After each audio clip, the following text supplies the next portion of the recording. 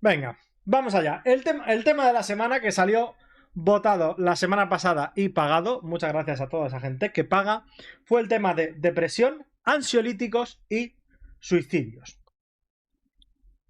Por favor, YouTube, no me desmonetices esto si es posible. Gracias. Bueno, lo primero que hay que tener en cuenta es el tema de las benzodiazepinas. Hace un par de años salió una noticia de que España era literalmente el mayor consumidor de benzodiazepinas del mundo. Del mundo. Evidentemente esto estaba ajustado en por cada 100.000 habitantes.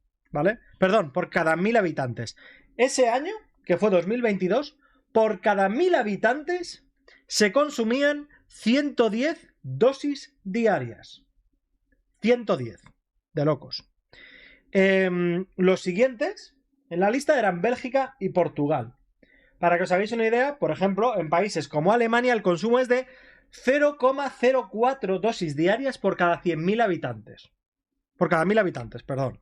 Es decir, bastante más bajo, ¿no? Bueno, ¿y qué son las benzodiazepinas? Bueno, pues las benzodiazepinas principalmente son tres, ¿vale? Me las he apuntado porque yo no tengo conocimientos de farmacología, ¿vale? El lorazepam, para aquellos que... Nombre comercial, el Orfidal, que básicamente sirve para tratar la ansiedad.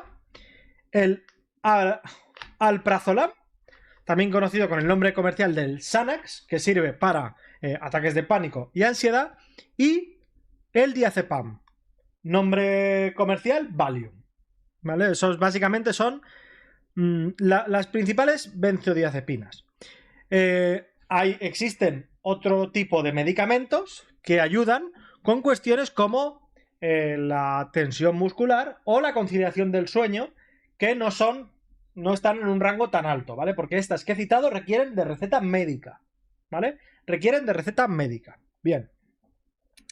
He estado revisando y según varias asociaciones de farmacéuticos y según la OMS, no se recomienda en ningún caso que el tratamiento con benzodiazepinas vaya más allá de 12 semanas. Esto es un dato importante. Es decir, tú vas al médico y te receta alguna benzodiazepina, lo ideal sería que ese tratamiento no superara las 12 semanas. Es decir, tu problema para cuando pasen esas 12 semanas debería haber sido resuelto. Porque darte benzodiazepinas no es una solución al problema. Lo único que hace es atajar el dolor si lo tienes o atajar tu problema de ansiedad si la tienes. Pero no está resolviendo el problema, solo te está ayudando a paliarlo. Y diréis, oye, ¿y por qué? ¿Por qué no? ¿Por qué no se recomienda más allá de 12 semanas? Básicamente para evitar que te conviertas en un junkie. Para evitar que te vuelvas un adicto a las benzodiazepinas. Porque después está probado que el síndrome de abstinencia que producen estas sustancias es casi peor que las consecuencias que intentan paliar. Quiero decir, tú tienes ansiedad, toma benzos. La ansiedad que te va a dar después, dejarlas, si las has consumido más de 12 semanas, es peor que la ansiedad que tenías en un inicio. Es decir, pasadas las 12 semanas, es peor el remedio que la enfermedad. ¿Vale? Eso es importante. Y diréis, bueno, ¿pero esto para qué casos se receta? Es una buena pregunta. Esto se receta principalmente en casos de depresión, ansiedad, estrés, gente que no puede dormir, ese tipo de casos. Bien. A día de hoy, por cierto, ya no somos el primer país del mundo. Esto fue en 2022, tuvo consecuencias por el tema del COVID y demás. Pero bueno, ahora vamos a hablar de... Hablemos de salud mental, porque está relacionado y vais a ver por qué. En el caso de la sociedad española, estos son datos del Ministerio de Sanidad, de la población que tiene 50 años o más, el 40% tienen trastornos de ansiedad. De los cuales, o sea, el 40% tienen algún tipo de problema, ¿vale? 67 por cada 100.000 habitantes, en los últimos 5 años hemos pasado en trastornos de ansiedad de 67 a 100. Es decir, ha aumentado en un 40% los casos de ansiedad, Trastornos del sueño de 49 a 81. Es decir, aproximadamente ha subido un 80%. Y en el caso de los trastornos depresivos han pasado de 39 a 47, repito, por cada 100.000 habitantes. Bien. Uno de los temas que se ha visto es que varía mucho el tipo de problemas mentales en los menores de 25 años y en los mayores de 25 años. En los menores de 25 años la estrella es la ansiedad, seguido de problemas de aprendizaje y los trastornos hipercinéticos, TDAH. Evidentemente, por lo que dicen también, la ansiedad afecta a más mujeres que hombres en absolutamente todos los rangos de edad. En todos los rangos de edad, las mujeres sufren más ansiedad que los hombres. Claro, esto mismo, si tú te vas a aquellos mayores de 25 años, entonces ya tienes que el primer caso es ansiedad, que el segundo caso ya son trastornos del sueño. Ya no estaríamos hablando de los problemas de aprendizaje, ¿no? Y aún así, en casi todos los rangos de edad, las mujeres siguen teniendo más. Bien. Ahora hay que juntar estas dos cosas. Por un lado, tú tienes un trastorno de ansiedad. Así que tú te vas al psicólogo de la Seguridad Social. Y el psicólogo tiene una sesión y te receta algún tipo de benzodiazepina. Y como el sistema sanitario está como está, te cita pues para cuando sea. Y mientras tanto, tú vas enchufándote benzodiazepinas sin ningún tipo de supervisión médica. ¿Esto en qué ha acabado? Bien. De todos los benzodiazepinas que se reparten así, ¿vale?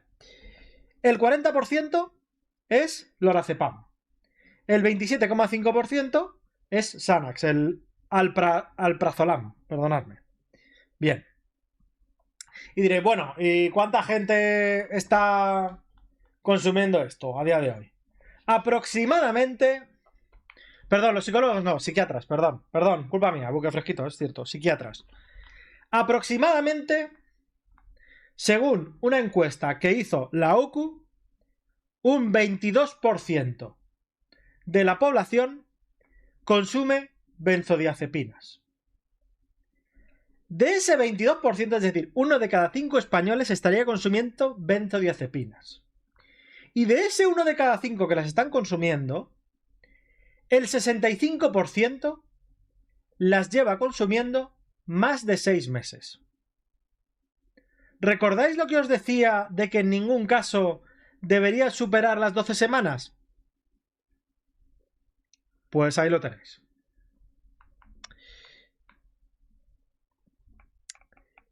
Y entonces, claro, una de las cosas que yo he estado mirando es, oye, ¿y cuáles son las causas de estos principales problemas? La respuesta rápida, no se sabe. La respuesta lenta, hay un montón de causas y nadie sabe muy bien cuál sería la causa definitiva. Se atiende a factores socioeconómicos, incluso a cuestiones genéticas, pero la realidad al final es que no hay ningún condicionante claro de qué es lo que está provocando estas cosas. Uno de los casos que dicen que lo provoca más en jóvenes son, alerta de spoiler, las redes sociales, como no podía ser de otra manera. Y es que dicen que el 55% de los casos de ansiedad están relacionados con redes sociales, el 52% de los casos de depresión están relacionados con redes sociales y el 48% de comportamientos agresivos está también relacionado con redes sociales. ¿Y esto de dónde vendría? Pues esto en teoría viene a que existe una relación, que yo no lo siento, no la sé, solo puedo deciros lo que yo he averiguado, que al parecer hay una relación directa entre depresión y ansiedad y una adicción que existe especialmente entre la generación Z a compartir toda su vida en redes. Por algún motivo. Claro, he buscado información sobre esto y es que resulta que de la generación Z, 1 de cada 4 pasa más de 8 horas con su smartphone. Más de 8 horas. Este dato se ha extraído de las estadísticas de uso del teléfono. Es decir, no es una opinión, no. Se hizo este estudio con esos teléfonos y más de 8 horas diarias con el teléfono. ¿Vale? No es que estemos hablando de herramientas de trabajo, no. Y entonces digo, bueno, pues aquí el problema parecería claro, ¿no? Evidentemente es un problema ¿de qué? De que faltan profesionales. Bueno, según el propio ministerio, faltarían aproximadamente 4.400... perdón, joder, estoy fino yo hoy. Según el Ministerio de Sanidad, a día de hoy están ejerciendo en la sanidad pública 4.400 psiquiatras. 4.400. Y faltarían 1.850. Que deberían ser incorporados en los próximos 5 años. Digo debería, ¿vale? Ya sabéis cómo funciona esto. Claro, ¿el problema de esto cuál es? Que no parece haber una correlación. Y os voy a explicar por qué. País Vasco es el que tiene el mejor índice de psiquiatras por cada 1.000 habitantes. Comunidad Valenciana tiene de los peores. Y sin embargo, no se aprecia que los datos en el País Vasco sean mucho mejores de los que son en la Comunidad Valenciana. Cuando digo que los ratios son mejores en el País Vasco, quiero decir que los ratios son 3 veces mejores en el País Vasco. En el País Vasco hay algo más de 15 por cada 100.000 habitantes y en la Comunidad Valenciana eran 5. O sea, que no es una diferencia pequeña. Claro, evidentemente, ¿a qué llevan los casos de ansiedad, de depresión y de este tipo de cosas? Pues evidentemente llevan al suicidio. En muchos de los casos llevan al suicidio. Y aquí hay un problema. Y es que la información relacionada con los suicidios está cerrada y bien cerrada bajo candado. ¿Por qué? Porque se cree, aunque esto, según he podido ver, no ha sido comprobado, que hablar de suicidios incrementa el número de suicidios. Al parecer, ocurre eso. Bien. Y diréis, ¿cuántos casos hay a día de hoy en España? Pues en 2022 hubo 4.227 suicidios. En 2023, unos poquitos menos, 4.116. De esos 4.100 casos, 3/4 partes son hombres.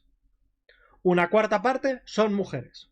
Por algún motivo, en el informe que saca el Ministerio de Sanidad, no segmentan a través del sexo, sino que simplemente dan el dato. Bueno, esto sucede en todos los rangos de edad, en absolutamente todos los rangos de edad, el ratio de hombres es el triple de alto, excepto en menores de 15 años. En menores de 15 años, para que os hagáis una idea, hubo 7 casos, no hubo más. Y creo que eran 4 hombres y 3 mujeres, pero quiero decir, es un dato tan anecdótico que bueno, no se puede crear la regla, ¿no? A partir de esto.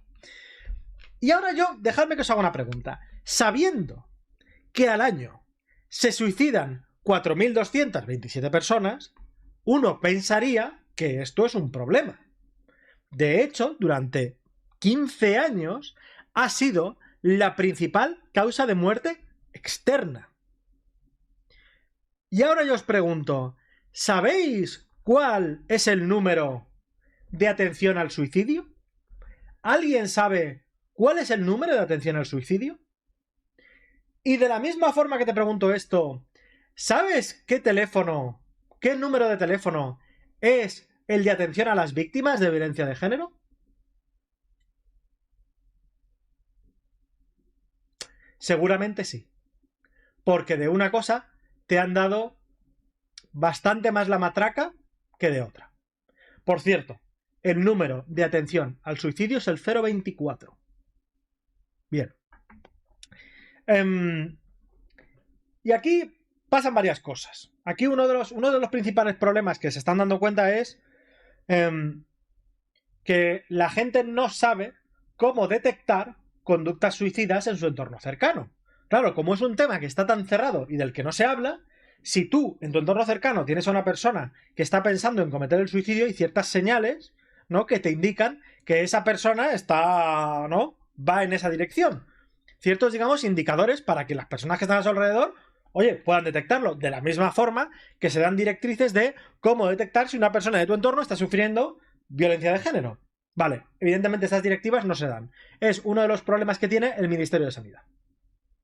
Uno de los problemas que está teniendo el Ministerio de Sanidad es la gente no es consciente, no detecta nada de lo que ocurre a su alrededor, no pone ningún tipo de medida y esto no hace más que seguir como está.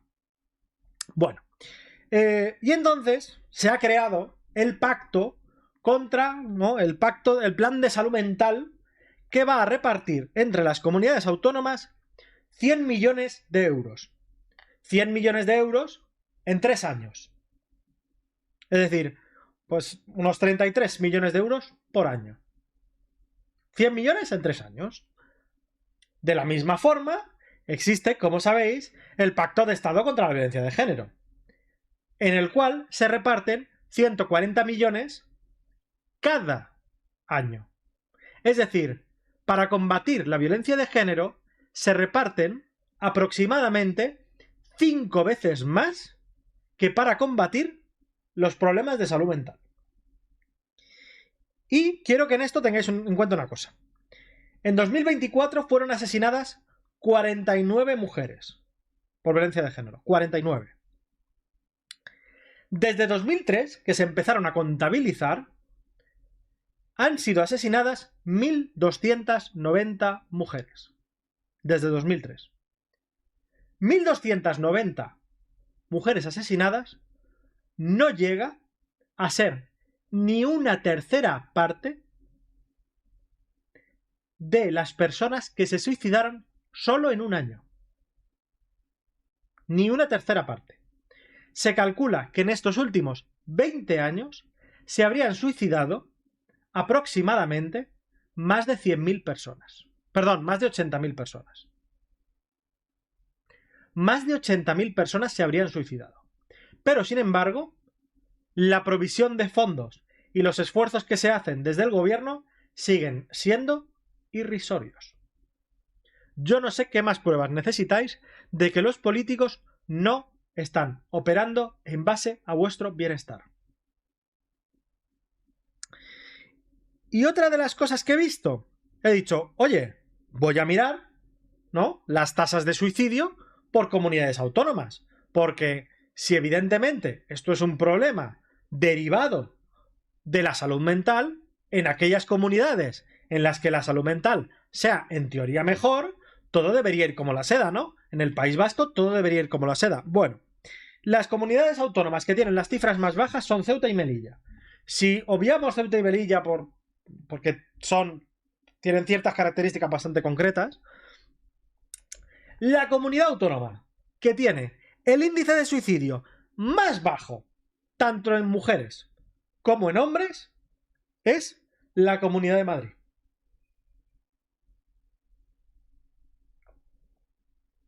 Es la Comunidad de Madrid, tanto en hombres como en mujeres. Y sin embargo, no deja de decirse que vaya basura de salud mental hay en la Comunidad de Madrid. Evidentemente, obvian el resto de España, ¿no? Bueno. Que por cierto, una de las cosas que he mirado también es con respecto a la Unión Europea. Claro, en plan, oye, ¿y en España tenemos una tasa de suicidio particularmente alta? No. De verdad que no. No es en absoluto alta. Para que os hagáis una idea, estaríamos en el rango bajo de la Unión Europea. De hecho, quiero enseñaros, ¿vale?, para que veáis cómo están la tasa de suicidios en Europa. Nosotros estamos en 7,7, ¿vale? Entre hombres está en torno a 12, es por cada 100.000 habitantes, ¿vale? 12 hombres por cada 100.000 habitantes, 4 mujeres por cada 100.000 habitantes. Nuestra media está en torno al 7,7. En países como Alemania están por encima de 10.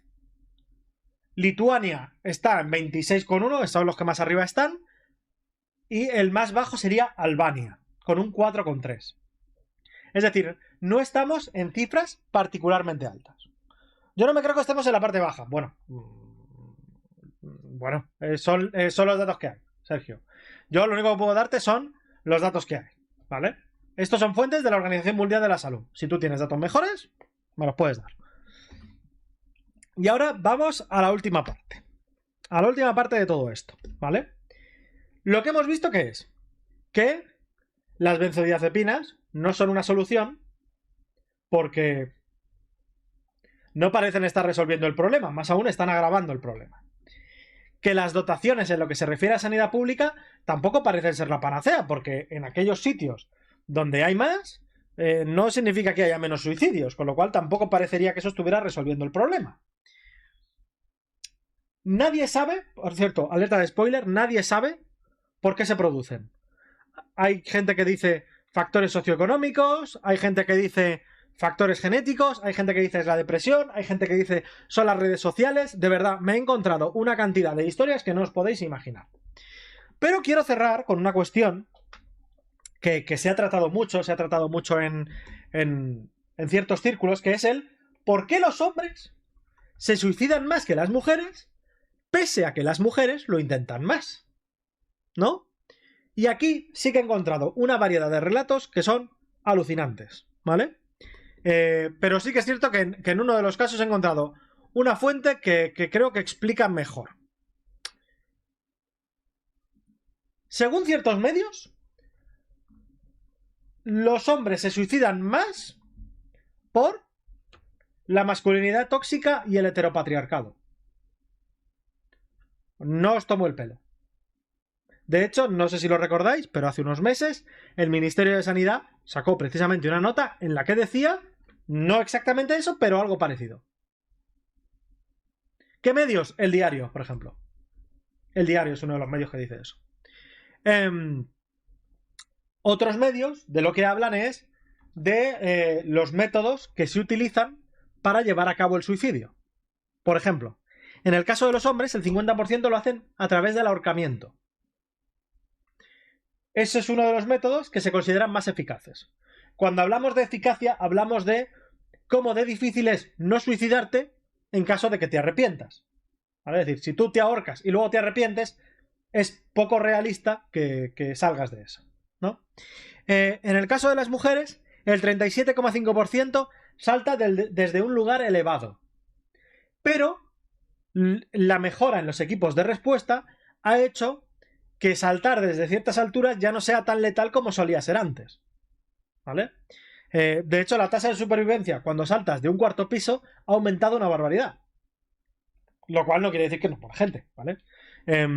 Sí, evidentemente todo lo que sea en alturas superiores pues es casi garantía de éxito, obvio, ¿no? En el caso de los hombres que saltan desde lugares elevados es el 23%. Donde las mujeres llevan a cabo más intentos es a través de los fármacos.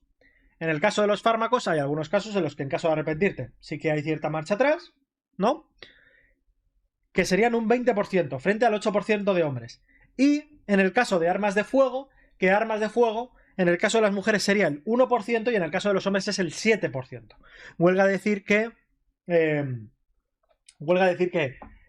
los casos de arma de fuego no hay mucho margen. Bien. ¿Cuáles son las conclusiones que podemos sacar de toda esta historia? ¿Vale? Y quizá para mucha gente el vídeo puede decir, joder, pues tampoco has aclarado nada. Es que no hay mucho que aclarar, porque hay una ausencia de información descomunal. Pero yo sí que sacaría quizá algunas cosas que me parecen interesantes. Lo primero, que la gente debe ser consciente de cuál es el uso que se le deben dar a las benzodiazepinas. Si tú estás todos los días consumiendo benzodiazepinas, tienes un problema de drogadicción causado seguramente por la sanidad pública. Esa no es la solución. Eso es lo primero. Lo segundo, en el caso de que tengas eso recetado, vete a ver a un médico que te diga cómo tratar ese tipo de adicción y que te diga cómo, porque no puedes dejarlas de golpe, ¿vale? Es que es una de las cosas jodidas, no puedes dejarlas de golpe. Necesitas asesoramiento médico. No dejes de tomarlas, vete a ver a un médico y que el médico te diga cómo hacerlo. No lo hagas por tu cuenta, en ningún caso. Bien. Lo siguiente que he visto es con respecto al suicidio hay una falta de información absoluta. Hasta tal punto que la mayoría de la gente ni siquiera es consciente de cuál es el número de atención al suicidio.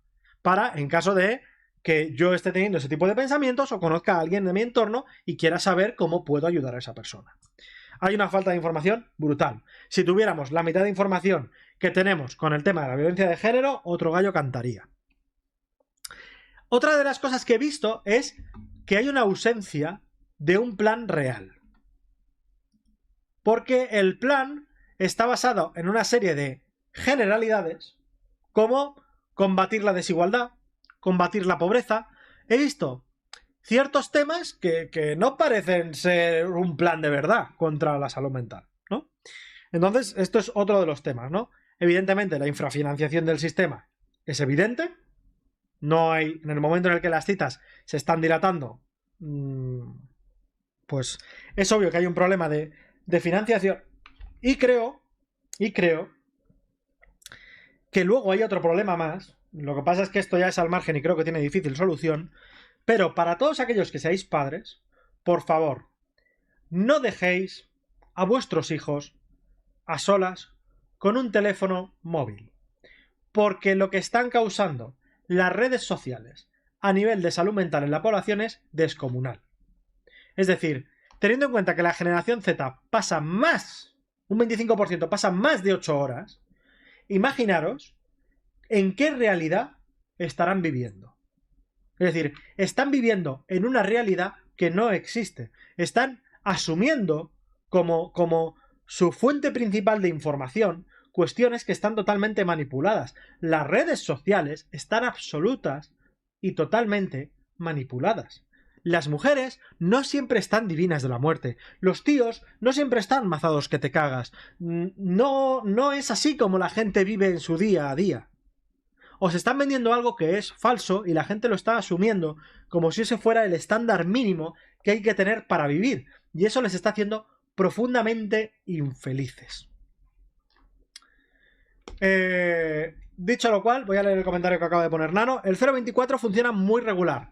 La mayoría de las veces se limitan a derivarnos la llamada a los sanitarios en el 112 con el inconveniente de no poder localizarla por venir desviada. Es casi mejor llamar directamente al 112. Pues gracias, Nanofinex, porque yo no era consciente de esa información. Te lo agradezco mucho. Y hasta aquí el vídeo. Dejaré todas las fuentes que he usado en la descripción para que vosotros os podáis interesar por ello. Ya os digo que la información, mucha de ella, no es nada fiable, especialmente en determinados datos y en determinadas conclusiones a las que llegan. Pero bueno, en cualquier caso, no os creéis nada de lo que yo diga y revisarlo todo y ya está. Muchas gracias a todos los que han hecho posible el vídeo y nos veremos en el siguiente, sea cual sea el tema que se vote. Muchas gracias. YouTube, por favor, no me desmonetices.